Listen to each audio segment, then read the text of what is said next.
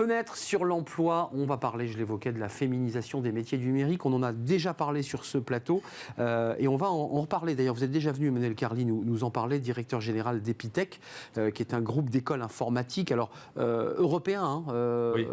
plus de 20 campus en Europe. Non, on en a 12 en France, 1 sur l'île de la Réunion et 3 en Europe. En Europe, on va en parler avec vous parce que quand vous étiez venu nous en parler, je m'en souviens très très bien, vous faisiez un constat. Vous disiez, voilà, aujourd'hui c'est compliqué. Et là, vous avez créé un observatoire avec un institut de sondage pour dresser comme ça une photographie pour démarrer, pour avoir un tableau de bord.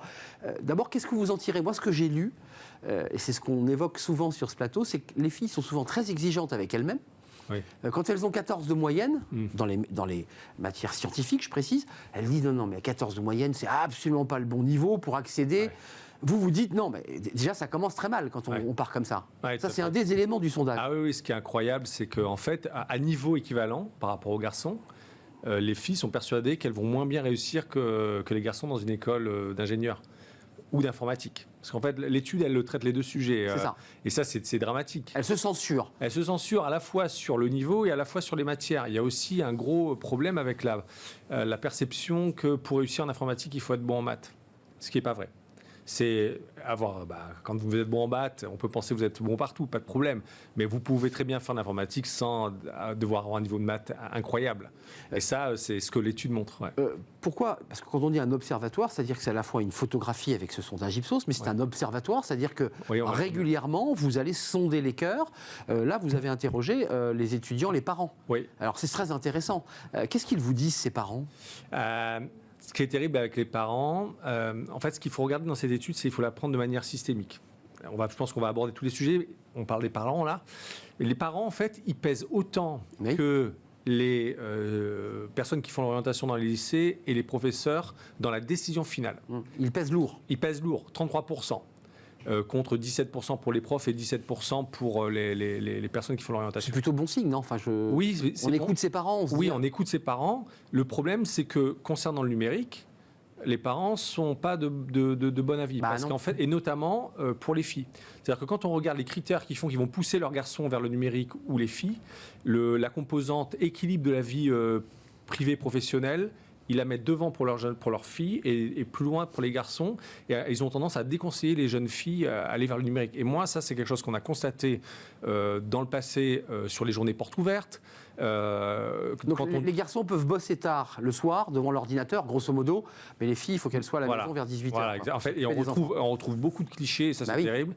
Et cette étude, en fait, on l'a aussi faite pour ça. C'est-à-dire qu'on a constaté sur le terrain un certain nombre de choses de ce type-là qu'on a voulu un peu démontrer ou détruire par l'étude, parce qu'en fait, on travaille sur cette problématique de la féminisation du numérique depuis pratiquement une dizaine d'années, sans avoir de résultats.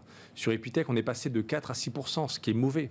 Et on a tout essayé, changer le discours, est-ce qu'il faut parler plus de l'impact social, et on a on va dire 4-6, ça fait déjà une différence, mais c'est pas suffisant. Donc, premier élément de blocage, en tout cas de difficulté, c'est les parents. Ouais. Donc, comment un patron, un directeur général du campus de formation informatique, comment il fait là? Comment on touche les parents? On les fait venir, on les met dans des salles, on leur explique comment on fait? Oui, il va falloir en fait qu'on développe des contenus spécifiques à destination des parents. Expliquer que dans les entreprises, on peut avoir une vie professionnelle tout à fait équilibrée. Si c'est ça leur inquiétude numéro 1, il faut attaquer le point numéro 1.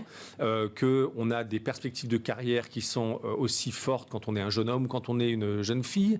Effectivement, il y a du travail qu'il faut faire dans les écoles sur le sexisme.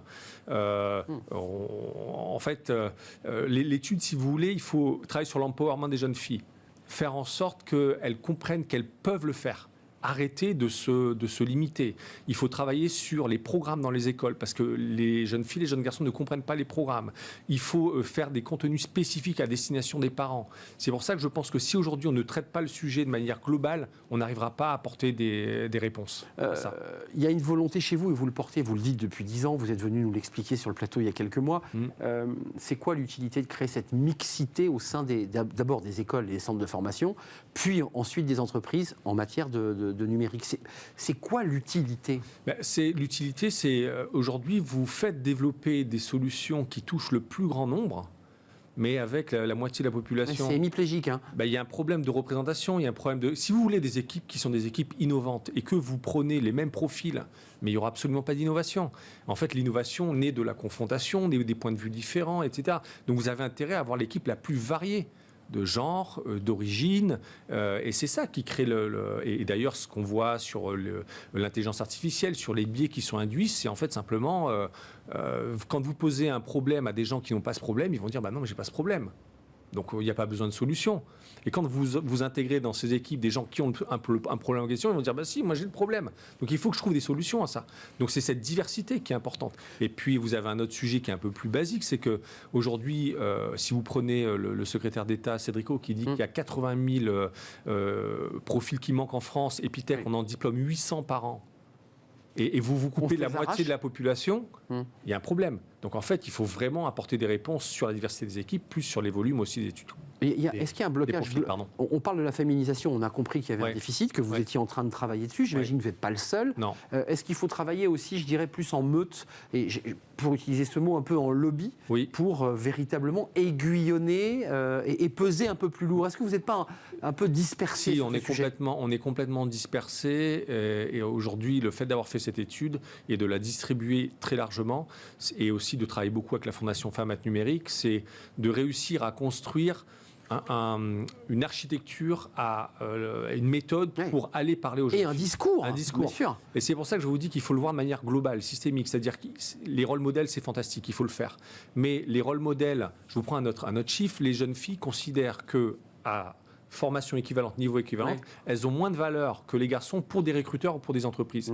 Ça veut dire que nous, on peut dire, mais non, vous avez de la valeur. Mais si les entreprises le démontrent, on réglera le problème. Donc en fait, vous avez l'empowerment, vous avez les entreprises qui doivent dire vous avez des expériences, vous avez les écoles dans lesquelles on travaille sur le problème du sexisme, de la sous-représentation. Moi, on avait parlé du programme Amazon Futur Ingénieur et peu de temps après notre rencontre, on avait fait un événement avec eux. Je rencontre une étudiante qui est sur une de nos écoles qui me dit en fait, la difficulté à laquelle on est confronté, c'est qu'autour de nous, il y a 70 garçons.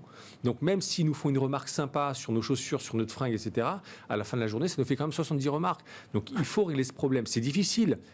Et en fait, excusez-moi, vous êtes à la tête d'école et vous les voyez, vos étudiants. C'est-à-dire vous vous déplacez sur vos campus. Oui, bien sûr. Il n'y a pas un peu de, je mets des guillemets, mais un peu de corporatisme de mecs qui se disent après tout, on est bien entre nous et on n'a pas envie d'avoir de filles avec nous parce que ils sont prêts à s'ouvrir, ces garçons qui font de l'informatique. On a une association qui s'appelle EMA, qui regroupe plus de 500 étudiants et étudiantes qui travaillent en faveur de la mixité dans le numérique.